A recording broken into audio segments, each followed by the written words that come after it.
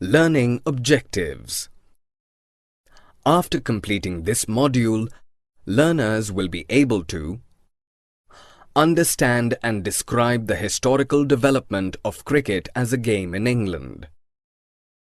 Understand and explain how the organisation of cricket reflected the society in Victorian England. Understand and describe why cricket remained a colonial game. Understand and describe the race and religion-based cricket in India. Understand and describe the cause of India's early participation in Test cricket. Understand and describe the process of decolonization of cricket. Understand and describe the major transformations in the game of cricket in the 1970s. The historical development of cricket. Cricket is one of the many stick-and-ball games played in England 500 years ago.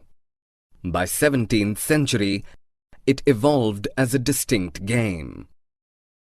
One of the peculiarities of Test cricket is that a match continues for 5 days and still ends in a draw. No other game takes as much time to complete. Another peculiar feature of cricket is that the size of pitch is specified, 22 yards. But the size or shape of the cricket ground is not specified. Till the middle of 18th century, the cricket bats were curved at the bottom. The first written laws of cricket, drawn up in 1744, stated that umpires would be the last authority to decide all disputes. They also specified the height of the stumps, length of the bails, weight of the ball, and the length of the pitch. The world's first cricket club was formed in Hambledon in the 1760s, followed by Marylebone Cricket Club, MCC, in 1787. In 1788, the MCC published its first revised version of laws, which became the guardian of cricket's regulations. One immediate change the revised laws brought about were replacement of curved bat with a straight one. The cricket tools still reflect their English origins. The bat is made of willow wood. The ball is made of leather, twine and cork, and both are handmade. Introduction of protective equipments like pads, gloves, and metallic helmets is of recent origin. Cricket and Victorian England. The organisation of cricket in England reflected the nature of English society. The rich who played for pleasure were called amateurs or gentlemen, and the poor who played for money were called professionals or players.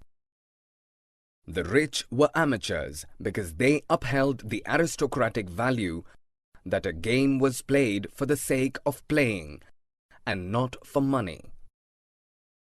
Amateurs clearly were socially superior. They had separate entrances to get into the field. They were mostly batsmen. Bowling, the hard-working aspect of the game, was left to the professionals. Another fact that established the superiority of the amateurs was that the captain of the team invariably happened to be an amateur. Not because he had better skills, but because he was a gentleman. In 1930, the English Test team, for the first time, was led by a professional, the Yorkshire batsman Len Hutton. It is often said that the Battle of Waterloo was won on the playing fields of Eton. It means that Britain's military success is attributed to the values taught in their public schools. Team games like cricket and rugby are credited for instilling the value of discipline, hierarchy, code of honor, and leadership qualities in the students. These qualities helped to build and run the British Empire.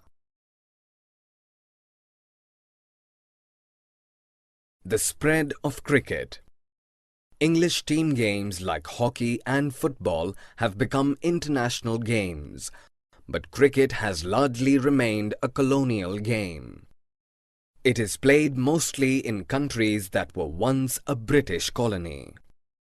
Cricket became popular through the white settlers in South Africa, Zimbabwe, Australia, New Zealand, the West Indies, and Kenya, and through the local elites who felt superior playing a game of their colonial masters.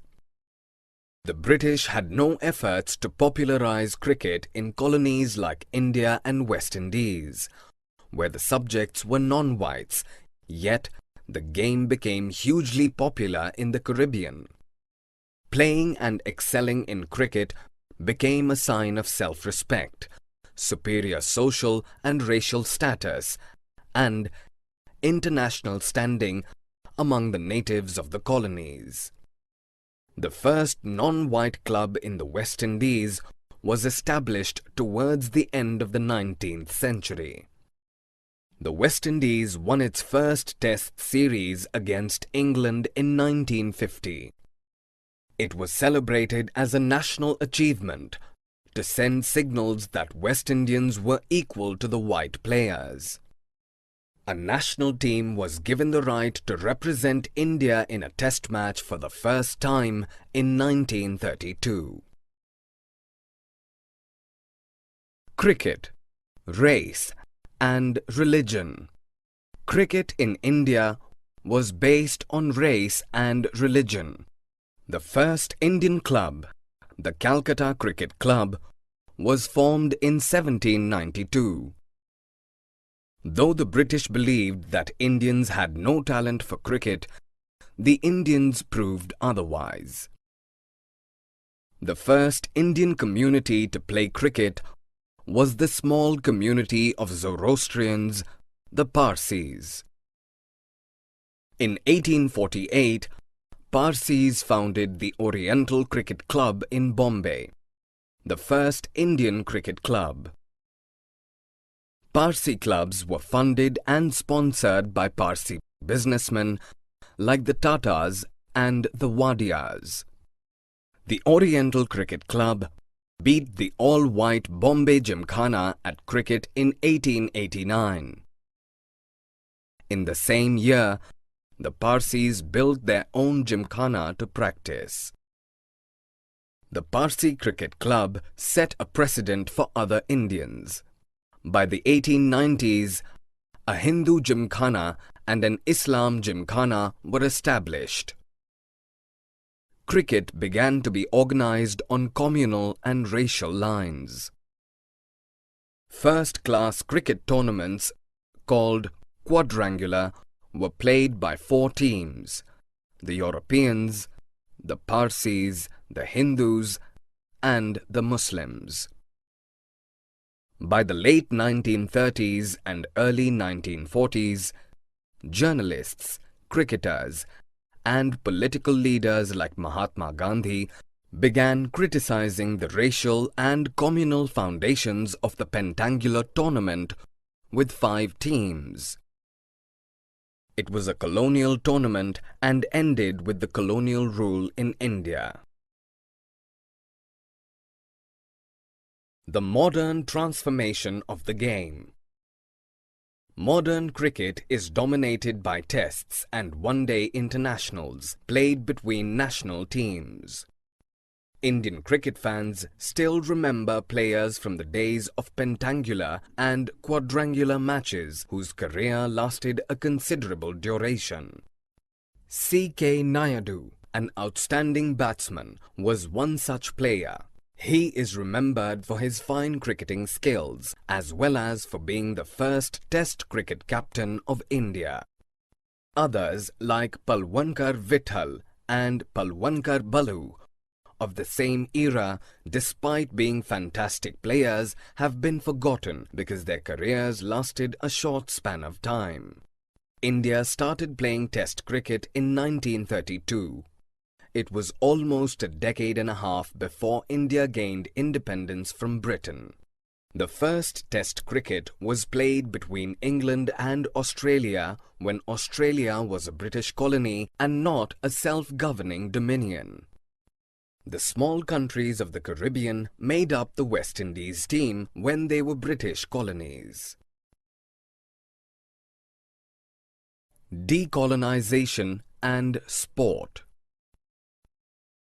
The process of decolonization started in different parts of European empires after India became a nation independent of the British rule in 1947. Hereafter, the process continued for almost half a century. Decolonization resulted in reduced influence of Britain in trade, commerce, military affairs, international politics, and sports. Despite Britain's declining influence, Imperial Cricket Conference (ICC) remained at the helm of affairs for long, regulating the international cricket. The ICC was renamed the International Cricket Conference in 1965, yet it was largely dominated by its founding members, Britain and Australia. The two countries enjoyed veto power over its different proceedings. Their privileged position was abolished in favor of equal membership in 1989. In 1950s and 1960s, England and other white Commonwealth countries continued to play Test cricket with South Africa, a country that followed apartheid policy. It did not allow a non-white to represent its country as the team captain. Non-white cricket-playing nations like India, Pakistan, and West Indies did boycott South Africa but did not have power enough to get South Africa debarred from Test matches. Commerce, media, and cricket today. The decade of 1970 saw many transformations in the game of cricket.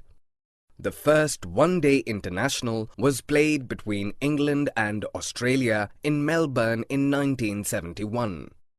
Even if 1977 celebrated 100 years of Test matches, the shorter version of the game had caught up people's imagination. In the same year, an Australian television tycoon, Kerry Packer, changed the game forever. While Packer's World Series cricket wound up in 2 years, he made cricket more attractive to the television audience and changed the nature of game radically. Coloured dresses, metallic helmets, floodlight cricket were some features of Packer's cricket.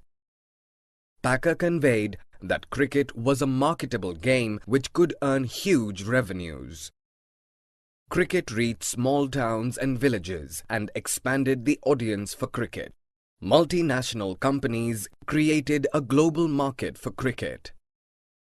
The spread of cricket.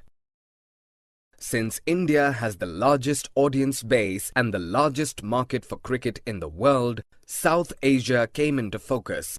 The headquarters of ICC are in Dubai, the capital of United Arab Emirates. This shift in power was visible in other things also. The Dusra and reverse swing techniques of bowling, more suitable to the subcontinental countries, were accepted by the ICC. Summary. Let us summarize what we have learned. Cricket is one of the many stick and ball games played in England 500 years ago. It evolved as a distinct game in the 17th century. In 1788, the Marylebone Cricket Club published its first revised version of laws, which became the guardian of cricket's regulations. In Victorian England, the rich who played for pleasure were called amateurs or gentlemen, and the poor who played for money were called professionals or players. English team games like hockey and football have become international games, but cricket has largely remained a colonial game because it was mostly played in British colonies only. Cricket in India was based on race and religion in 1700s. In 1848, the Parsis founded the first Indian cricket club, the Oriental Cricket Club, in Bombay. Since cricket was organized on communal and racial lines, the first-class cricket tournament, called quadrangular, was played by 4 teams: the Europeans, the Parsis, the Hindus, and the Muslims. India started playing Test cricket in 1932. Decolonization resulted in reduced influence of Britain in trade, commerce, military affairs, international politics, and sports. In 1970s, an Australian television tycoon, Kerry Packer, changed the game forever. He made it a marketable game to earn huge revenues. The ICC had to accept doosra and reverse swing bowling techniques more suitable to the subcontinental countries.